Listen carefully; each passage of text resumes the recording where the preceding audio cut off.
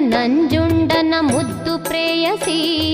ಚಂದಗಾತಿ ಚಾಮುಂಡಿ ಅಮಿತ ರೂಪಸಿ ಬೆಟ್ಟ ಹತ್ತಿ ಬಂದಿರುವೆ ದರ್ಶನ ಬಯಸಿ ಭಕ್ತ ಜನರ ಉದ್ಧರಿಸೆ ಪಾಪವ ದಹಿಸಿ ನಂಜುಂಡನ ಮುದ್ದು ಪ್ರೇಯಸಿ ಚಂದಗಾತಿ ಚಾಮುಂಡಿ ಅಮಿತ ರೂಪಸಿ